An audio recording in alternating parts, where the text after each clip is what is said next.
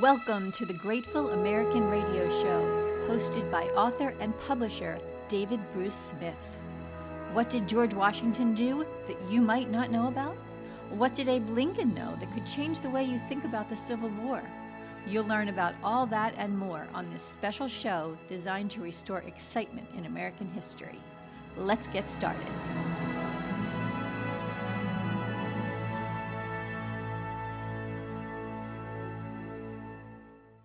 Hello and welcome to the Grateful American series. This is an interactive multimedia project designed to restore enthusiasm in American history for kids and grown-ups too. Your hosts are myself, Hope Katz Gibbs, founder of the Incandescent Network, and David Bruce Smith, author and publisher and creator of the Grateful American series. We are here today with author Tom Fleming, who has written 50 books, including the two that we're going to be talking about today, The Intimate Lives of the Founding Fathers, and Liberty, the American Revolution. So welcome to the show, Tom. Well, I'm happy to be here. So tell us a little bit about this book. This is a book that I spent about 15 years trying to persuade editors to let me write. I write novels too, and of course novels delve into the personal lives of characters. But it slowly dawned on me that history books should do this too. And what better subjects than I decided to choose was the six greatest founding fathers. And it just seemed to be the subject that would be the most interesting and probably the most surprising to the audience, because historians don't get into the personal lives of their subjects very much. Their focus is on the accomplishments that these people are achieving in one way or another. And so that's why the book has been an amazing success. I keep getting invited to speak about it, and I still get letters about it. It really has made people realize what genuine human beings we had as the founders. You know, I especially like the stories that you don't normally hear about. Yes. For example, George Washington's mother, Mary Ball Washington, Yes, was not a particularly affectionate woman. And can you tell us a little bit about their relationship and the relationships of other founding mothers with their sons? I will certainly give it a try. Mary Ball Washington was a very large and strong-willed woman whose husband died when her children were quite young. George Washington was her oldest son. There were two older brothers by an earlier marriage. And the thing about Mary Ball was she had a ferocious temper. And also, as I said, very strong-willed. And she tried to make George into her faithful servant or her overseer of their farm, you name it. She just wanted to keep him around. And George did not go along with this. Unfortunately, he also had a very fierce temper, and I fear that they had some really strong exchanges now and then. But in order to get away from her, at one point, George volunteered to join the Royal Navy. Can you imagine what a different country this would be if they had ever accepted him? He would have been an admiral probably for the British Navy. But instead, his older brother Lawrence, who already owned a house called Mount Vernon, he invited George to come and spend weekends with him and then weeks with him. He realized that it would be better if he got George and Mary Ball apart. Things would be much more peaceful on Ferry Farm, which is where they lived on the Rappahannock River in Virginia. And that's how George slowly became so interested in Mount Vernon, and a really, truly brother relationship developed between him and Lawrence, who was 12 years older than he was. And that therefore, when Lawrence died very tragically at a young age of tuberculosis, he left Mount Vernon to George. But Mary Ball was sort of the transitional person in this whole thing. Unintentionally, of course, she's the one who sent George, you might say, to Mount Vernon, where he fell in love with the place and sort of fell in love with his older brother too. And the other wives of founders, they have very different influences on them. Now, to go to the opposite extreme, Ben Franklin's mother, her name was Abiah, A-B-I-A-H. Abia Folger. She had the sweetest disposition, and until she died, when Franklin left, he was born in Boston, and then he went to Philadelphia, where he spent the rest of his life. But he wrote many letters to his mother, and he always wrote to honored mother. You could see how deeply he loved this woman, and she had, as I think I already said, a very sweet, easygoing temperament, and Franklin inherited this temperament, which had a great deal to do with his success in life. So there was a very positive influence of a mother on a son. And now Jefferson's mother was a very different, again, type of woman. That's one of the things that, incidentally, I think we should stress and understand about the founding fathers. They weren't all cut from the same mold. They were each one, and their mothers and their fathers, and they themselves were all very different people. Now Jefferson's mother was a manager. Her husband too died young. She ran this very substantial estate in Albemarle County, and until at the age of 25, when Jefferson was a lawyer, she still required him to send him a detailed breakdown of his year's expenses. So yeah, you got the feeling that this lady really was used to running things, and but nothing wrong with that either. Jefferson apparently got along very well with her, and everybody else seemed to like her a great deal. So that's just two samples of kinds of mothers. Now there's one more mother that we might mention that is kind of a sad story, and that is John Adams' mother. She was what they call in medicine a manic depressive. She would have periods of what they call mania, where she would clean the house and run around like a mad woman and cook things, and this would last for maybe 2 days. She would barely go to bed, and then she'd collapse, and she'd become very unhappy, and well, nobody loves me, and so forth and so forth. And unfortunately, John inherited this temperament from her, and that troubled him all his life. But I think that's a good sample, I think, of of the founding mothers and how they did really affect the lives of these men that they gave birth to. Yeah. So Tom, there are 6 people that you...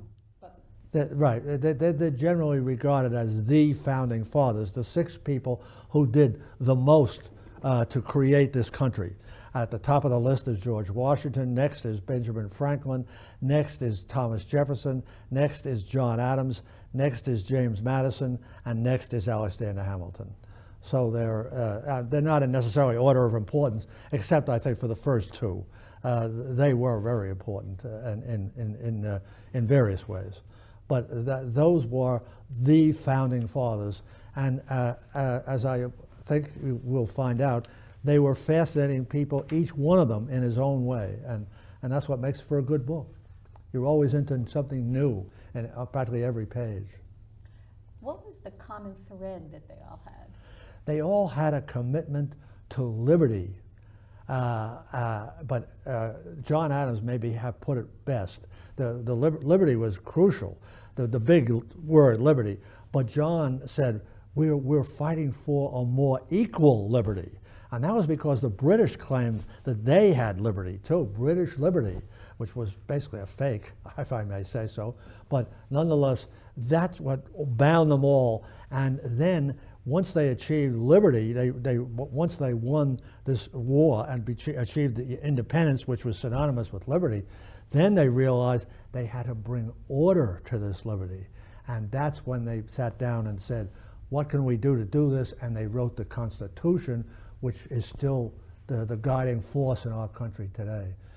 But they're also the men behind all the things that we take such pride in, the freedom to give our own opinions, to write the books that we want to write, to say the things that we want to say, and to read the newspapers and so forth that we choose to read. All of these things were created by the Bill of Rights that was attached to the Constitution. And that was the work of the founders. Don't you find it interesting that there was this huge collection of men and women, yes, born at the same time, yes, And there's never been the same concentration of greatness before or since. Would you agree with that? I think so. I agree with it. It's a very mysterious thing. And George Washington, he often referred to, he had an explanation for it, providence. He felt that God had a lot to do with guiding the United States through this terrible war against the most powerful nation in the world. We forget now, America is the most powerful nation in the world. In 1776, Great Britain stood astride the whole world. They defeated the French. They were the most powerful, they had the most powerful army and by far the most powerful navy in the world. And here we were, this little collection of barely 3 million people over here on the Atlantic coast, taking them on and fighting for our lives. That was a hugely daring thing to do.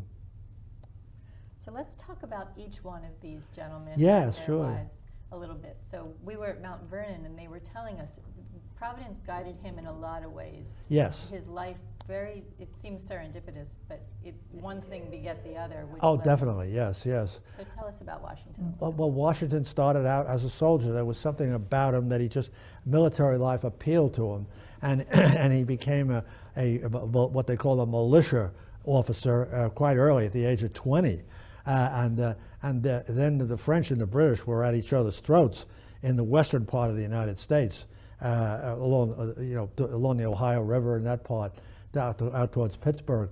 And he led a patrol out there and fired and collided with a French patrol. And the next thing you know, they exchanged shots, and the 7 Years' War began, or we call it the French and Indian War.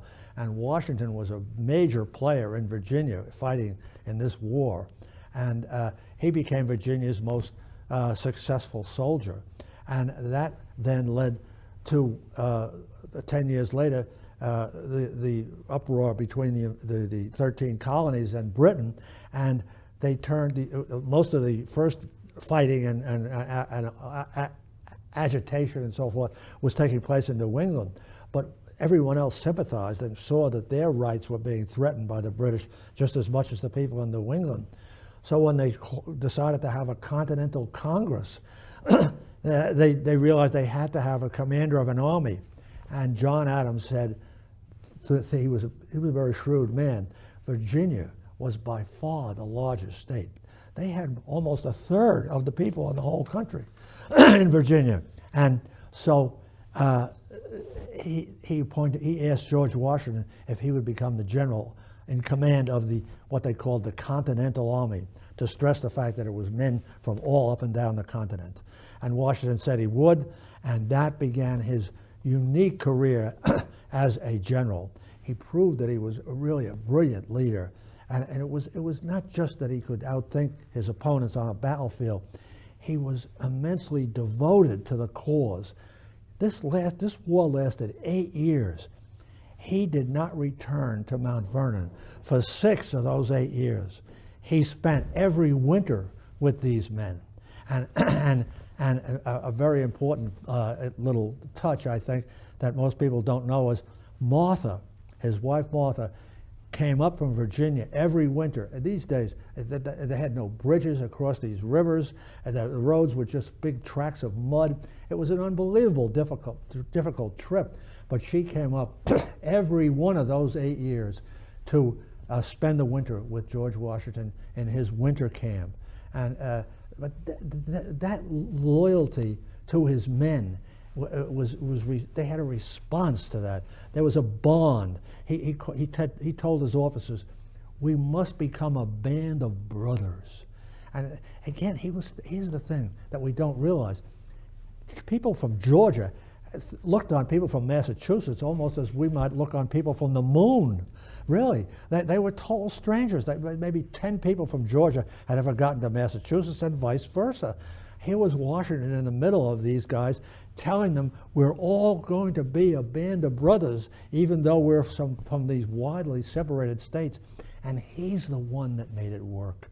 He had that power, this personal power that a leader has. He communicates it to his men, and it's just a wonderful, wonderful thing. And I recommend that everybody should go to Valley Forge.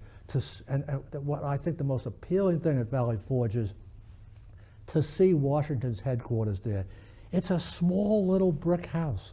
It looks barely big enough to fit him. He was a big man. He lived there with Martha and 3 or 4 of his aides, and it was a sign, I think, of his lack of pretensions. He wasn't some British monarch, living in some splendid house somewhere and going home for the winter like most of the noblemen did when they fought a war. Instead, he was right there with those men, and that's how the war was won. And then they realized that liberty had to find some kind of order, and that's when this young congressman, James Madison, who was 19 years younger than Washington, he started visiting. They'd gotten to know each other while Madison was in Congress, because Washington realized Madison could think as a nation. He had the natural instinct to see that we had to become a nation, and so he proceeded to, he sensed that Washington saw this too, so he started visiting Washington, and the two of them sat on the veranda at Mount Vernon. That's another thing I recommend. Go to the Mount Vernon and just sit down on that veranda, or just stand there and look out at the Potomac and imagine George Washington and James Madison saying, what can we do to hold these 13 colonies together? Washington knew what was happening. He wrote several letters saying, I see one head turning into 13. He knew that once the war was over, these 13 colonies will be able to go in all different directions. And Hamilton, at one point, the gentleman that owns this house, he wrote to the governor of New York, and he said, if I were you, I would give lots of free land. They had a lot of free land upstate New York. Give it to the veterans of the Continental Army when they retire, because I think we're going to be fighting all kinds of civil wars, and we could use some good troops. So this was that's the dark side. But Madison and Washington was seeing the bright side of what they could do. And together they realized the trouble with the whole struggle to remain a nation during the Revolution and so forth was there was no leader, no single leader. Washington led the army, but he couldn't tell the Congress what to do. So he realized, and Madison realized, that Congress needed a single leader to hold the whole country together and give them this crucial dimension that they didn't have as a big body of men, 60 or 70 men, and that is leadership. And that's why they invented the presidency. And I used to know, I once visited President Harry Truman and spent quite a lot of time with him, and he told me to always remember this, and I think everybody should remember it. The American presidency is the greatest office ever created by the mind of man. That's what President Truman believed, and he was a real student of history, I might add.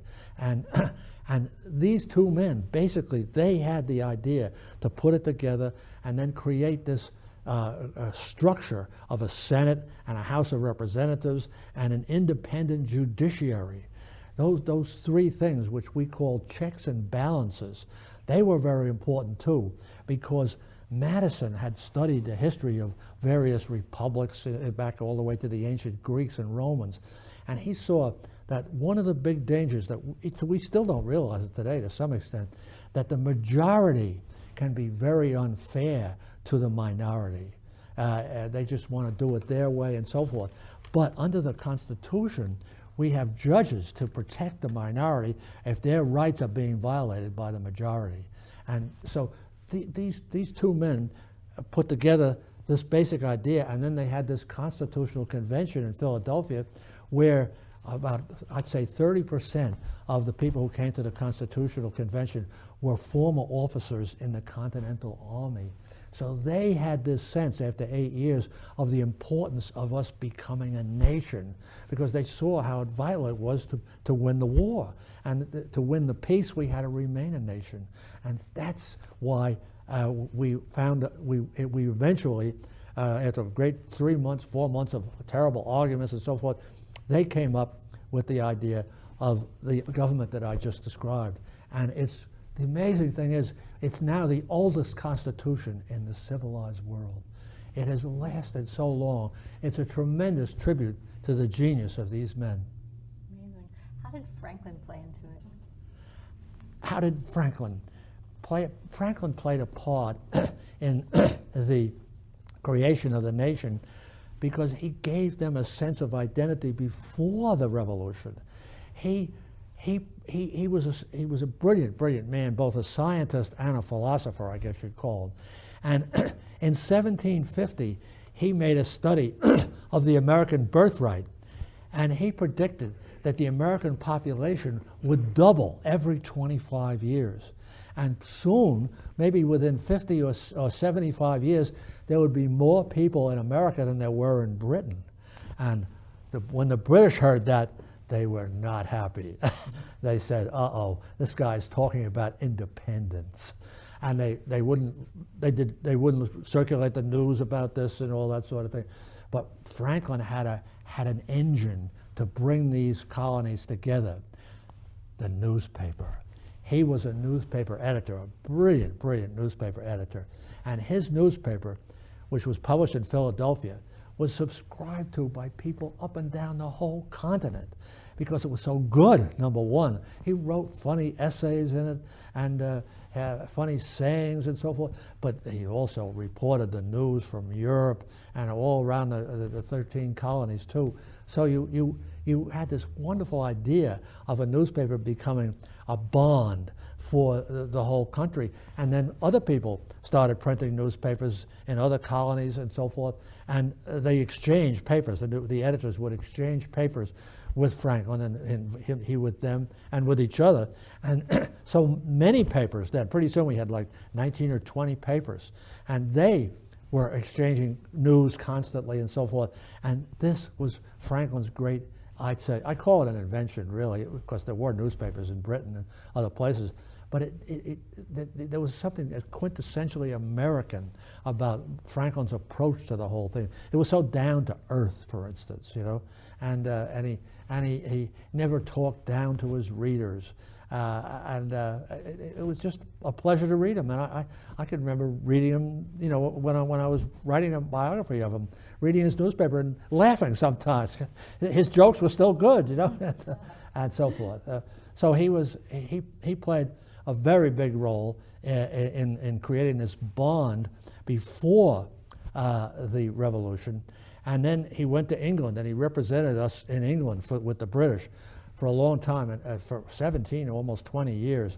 And he slowly became disillusioned with the idea of a British Empire because he saw that the British were too greedy and they were just going to keep taxing the Americans and taxing them. And they were living, you know, the upper class was living very well. And he just didn't see that the Americans were destined to send all their money to Britain. And so he became more and more disillusioned. And when the fighting broke out in Massachusetts in 1775, he was on his way home from England after all these years.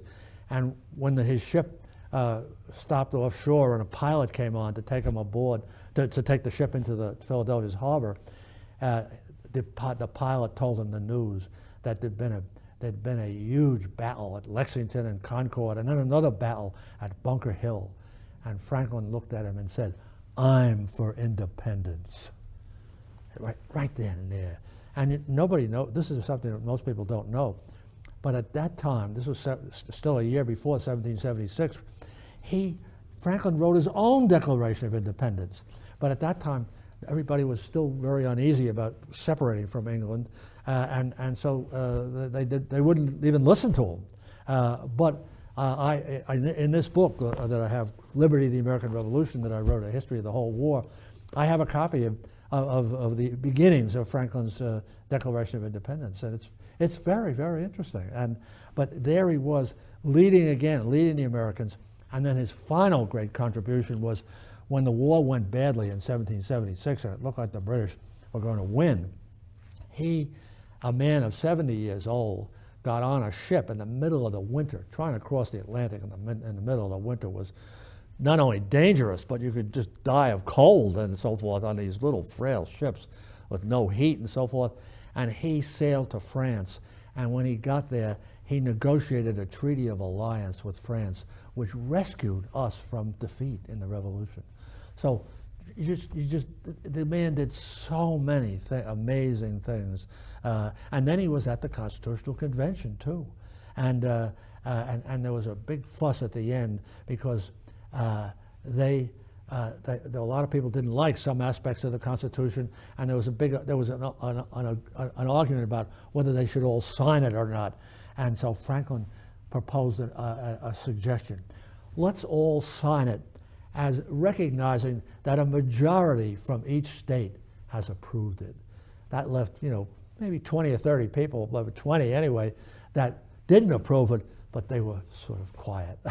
And so then they were able to announce it's unanimously approved by the 13 states. And that made a big difference when they had to ratify the Constitution in state conventions after that.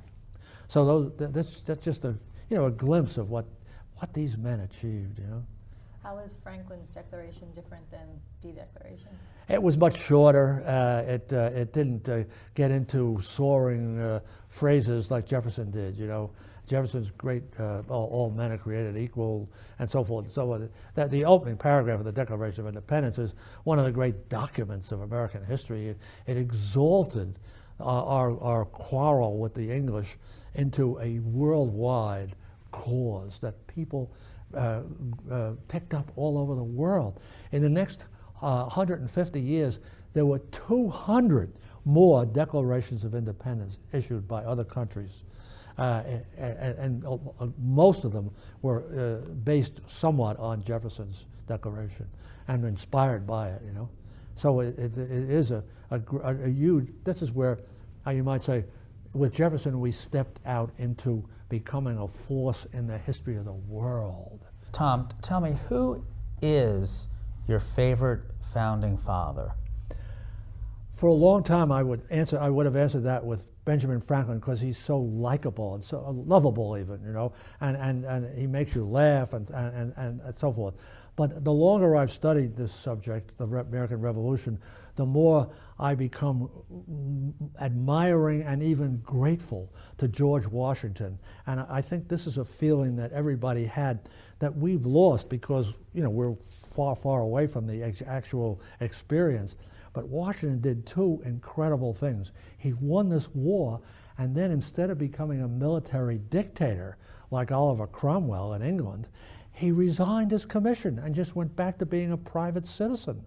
And then he became president of the United States, and people were predicting all over the world, he'll be president until he dies, and so forth and so forth. After 2 terms, he resigned that and went back to Mount Vernon. And when George III heard that, he couldn't believe it. And he said, the king had a slight stutter. And when he heard it, he said, if that's true, he will be the greatest man of his age. He was envious. The King George III thought he was going to be the greatest man of his age, but he wasn't. And this is another little touch that I think we ought to know, and I think it's very fascinating. George Washington, this is a quote I found from an Englishman in 1795. An envoy that George Washington sent to England, he wrote to Washington and said, "The man most admired in the United Kingdom after King George III is George Washington." The British had hugely admired him. And another great thing about Washington was he didn't hate the British, even though he fought them. And there's a wonderful little story about that. After the Battle of Yorktown, the officers in those days, they treated each other like gentlemen. And so the British gave a dinner party for the American officers, and then the French gave a dinner party for everybody. And so, but at the dinner party for the American officers, Lord Cornwallis, the losing general, toasted the king. Everybody knew who he was toasting, and a lot of people wondered, what is George Washington going to say? And he picked up his glass and he said, "Of England, confine him there, and I'll drink him a full bumper." So he wasn't saying, "Yeah, we beat you, ha ha ha." No, he saw that eventually we had the same language and so forth. We had to get over all the hard feelings of the revolution, and we had to become cousins again, friendly cousins. And it took about 150 years, but we did it. And he was the man behind it. It seems that humility is the undercurrent through all these. Modesty, yes. It's humility and modesty. They really did tend to. They had a phrase for it. They said we should all embrace Republican simplicity. Now, the Republican to them made like the ancient Roman Republicans. That's what they were thinking of. These men are supposedly all just didn't wear royal robes or anything like that, even though when they were given command of the state or the army, they were just ordinary citizens who talked to everybody as an equal and so forth. And that's what they were trying to be. And Washington was exactly that way. There's a wonderful little anecdote about he used to go out. When he lived here in New York, he used to leave his house. It's no longer here, no longer standing, but it had a house under what is now the 59th Street, the Brooklyn Bridge. And he used to walk out of the house and stroll the sidewalks. President of the United States, shaking hands with these people and so forth. And this man came up to him and said, Mr. President, could you say hello to my son? He's named after you. And Washington looked down at this young little boy. His name was Washington Irving. And Washington patted him on the head and said, "How do you do, young man?" That boy went on to write a 3-volume biography of George Washington, which to this day is considered a very good book. And all from a pat on the head. Now, you were talking about things that are sort of distant to us now. Yes. How about 18th century customs like courting, medicine, and hygiene? It was a very different century. There's no doubt about that. Men and women treated each other with great respect, particularly in the middle and upper classes. But once they were married, a very deep intimacy could develop between husbands and wives, and they had a word that portrayed or dramatized that intimacy. John Adams did it illustrated it with his wife Abigail, and she did the same thing.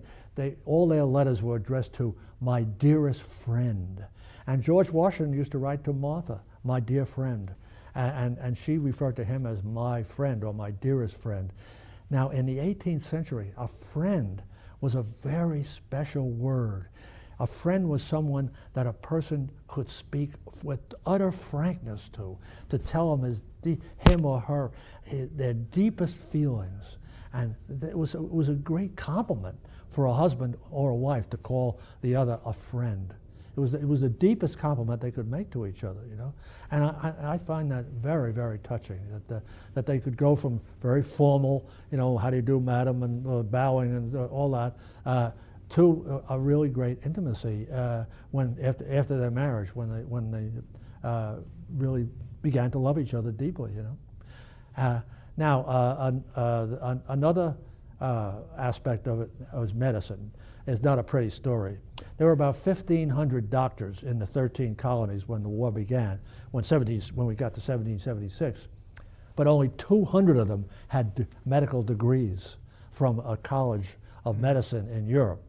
And even they didn't know what they were doing half the time. Medicine was very primitive.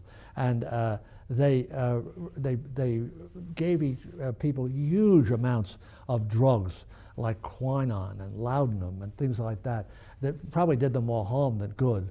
And they used to take huge amounts of blood out of their bodies to try to calm the fever of they thought of a disease as a fever in the blood, and they thought this would be a help. It really wasn't. So there was very primitive medicine, but believe it or not, it was better than the primitive dentistry. There was not one dentist in the entire 13 colonies when in 1776. But Paul Revere was an amateur dentist on the side.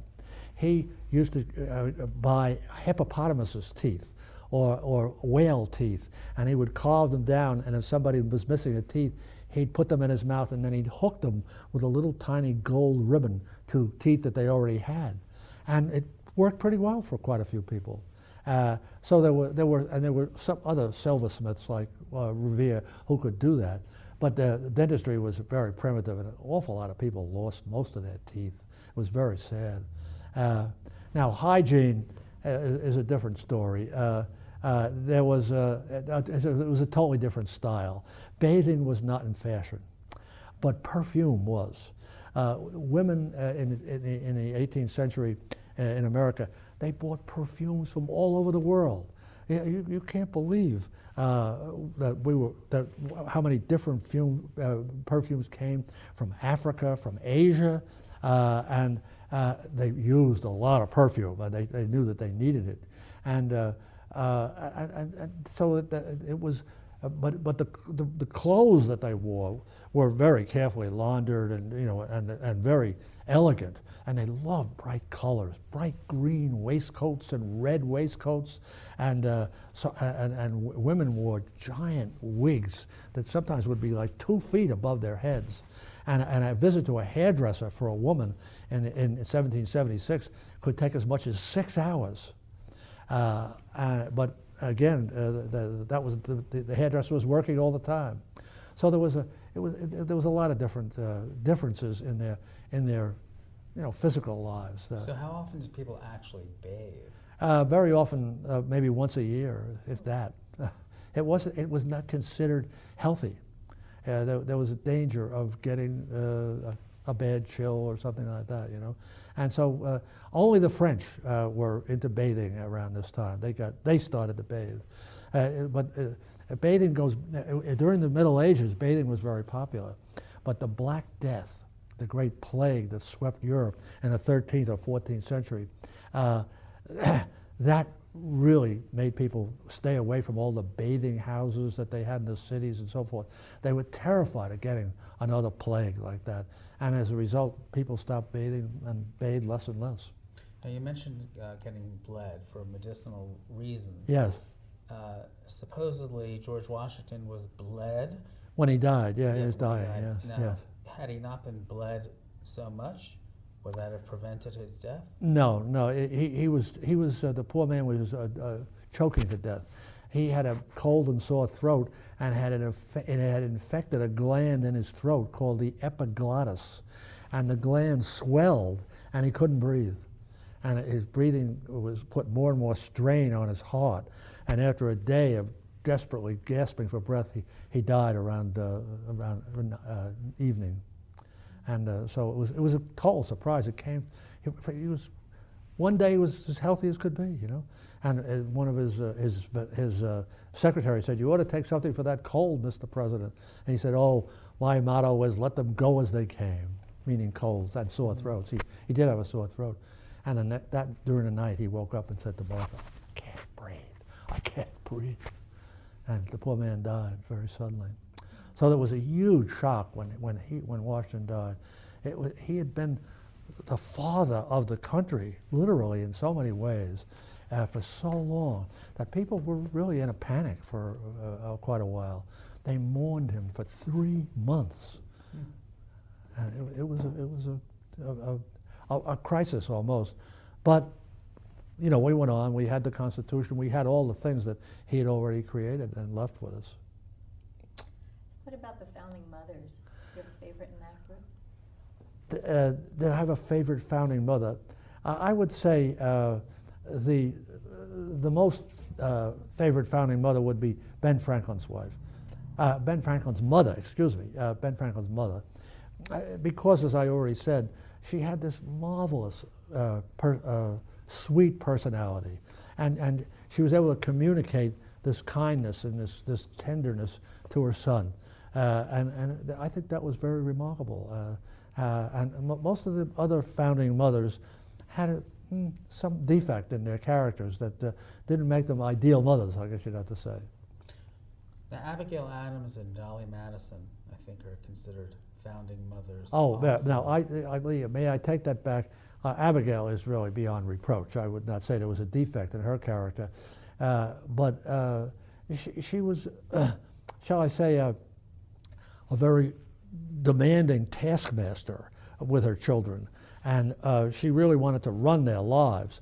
John Quincy was when he fell in love with a very pretty young woman in I believe one of the other cities in Massachusetts.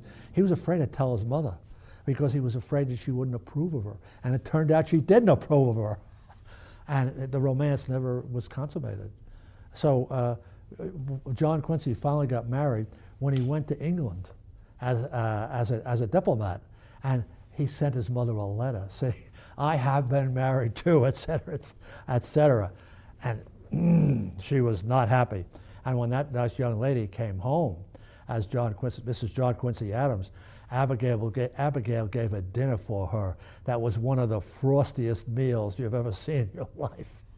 This poor woman didn't know what to say next because everybody was sort of glaring at her. She's married this man, our favorite son, and so on. Not just Abigail, but all her relatives and so forth were not approving of this thing. So they were very human, that's the thing. They weren't setting models for anybody. They were doing things from the heart, These stories are so fantastic. And our goal here is to inspire kids to restore their enthusiasm in American And I think that's history. the most wonderful thing that David here is doing. I think it's so important to get children interested in history as early as possible. And that's why I think these books that David is publishing are crucial to be able to do this. And I think one of the things that maybe it will lead to is teaching history, and adapted, of course, to youth, to young people, early in their education. Ben Franklin he never said that they should teach it, in early grade school or anything like that, but he believed that history should be taught in school constantly. It should be part of every year's subject matter. When they asked him to do a list of courses, suggest courses for the University of Pennsylvania when they were putting the university together in Philadelphia, and he had half of each year was devoted to studying history.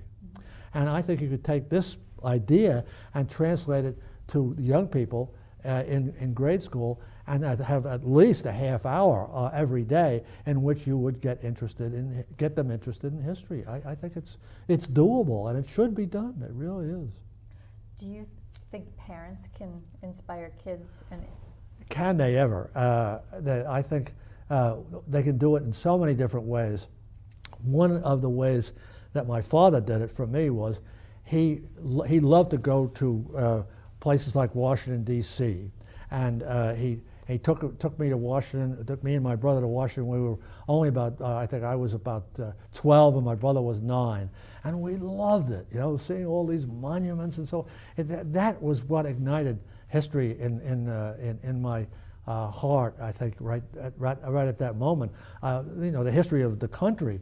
But then my mother had a great deal to do with it too, because she always was urging me to read books. And you can find so much good history to read. And I found, when I was only 15 years old, I read a novel called Oliver Wiswell by a very good writer whose name is escaping me at the moment.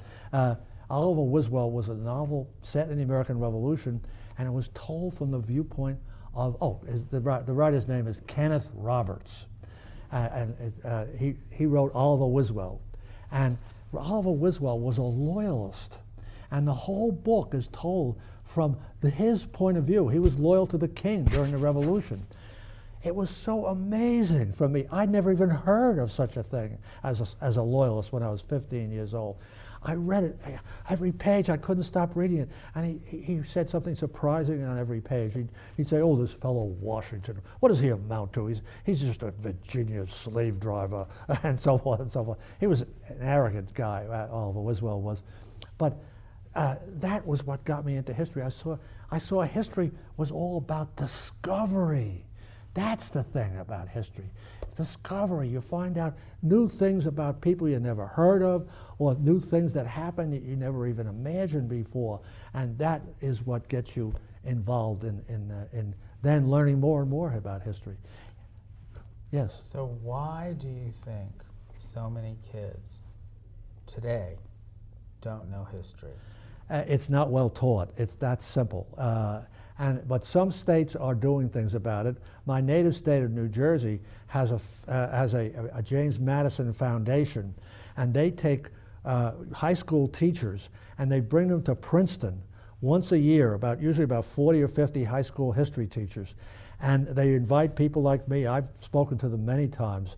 And other historians come down and lecture to them for like a 2-day period, a weekend, you know. And you have lunch with them, you know, certainly they at dinner with them, and the different people sit at your table, and you have the kind of conversations we're having, you know. And the history teachers love it, and it gives them a feeling of the importance of what they're doing, you know, and so forth. So I think that there's a lot of ways that we can improve the enthusiasm for history among the teachers, and suggesting things to them and so forth, you know. It's a work in progress, but I think it should be something that the whole country should feel ourselves responsible for doing. I really do. So on that note, Yeah. what are 3 things that parents can talk to kids tonight around the dinner table? Here's one, the dollar bill with George Washington's picture on it. What do you say when you look at that? The average kid would say, what an old fogey, and where did he get that funny haircut? And I'm not interested in him. They never should have selected this picture for the dollar bill. It was picked out by a group of congressmen, a long, long time ago, you know, and then not one of them knew what they were doing. They weren't historians and so forth. Now, in my book, Liberty, the American Revolution, here's my favorite picture of Washington. Now, there's a real man, right? You're looking at a real man that is somebody that you'd want to get to know. You could just take a look at this man's face and say, what great stories he must have to tell, you know. He looks like a general. He looks like a guy that could deal with a crucial situation, which is what he did again and again, all through his career. And it's just an amazing thing that Washington, the things that Washington could do. And we'll take one more example, not just being a general, but in 1795, there had been a lot of turmoil and criticism of the president in Congress and so forth. So he had to give an address to Congress in December of that year. And everybody thought, oh, he's got to get up there and he's going to tell us we've been insulting you and so forth and so forth. And it will be a bore, blah, blah, blah. They all had to sit there. And Washington gets up. What does he do?